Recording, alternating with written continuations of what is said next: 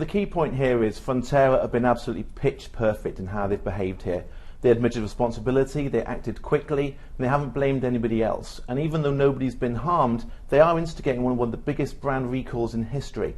And they've got the New Zealand government on side as well. And whilst the government are being tough, and they're being seen to be tough, you can see that there is a cooperation between them going on here. They've been tough because the Prime Minister came out and said that Fonterra should have informed the public way in advance of what happened.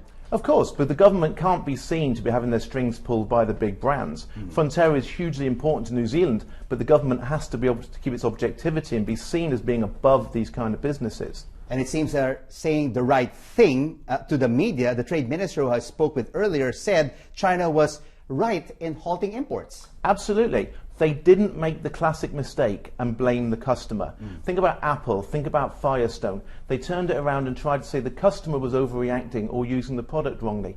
They haven't said anything along those lines. They wanted to be transparent, put the blame on them rather than on the other side. And they're staying very true to their brand. They're staying very New Zealand. They're matter of fact, they're pragmatic, they're not overreacting, but they're taking it very seriously. But Mr. McGuinness, could Fonterra's faults impact other dairy producers, not only in New Zealand and Australia, but in the region as a result of what happened? Well, I think it's bigger than just dairy producers. If you look at New Zealand itself, the New Zealand brand is all about pure, clean, fresh. You think about the lamb, you think about kiwi fruits, you think about even their vodkas, are all founded on this idea of purity, health, cleanliness. There's a larger impact than just within dairy. But also, I think there's a bigger impact on the global brands generally.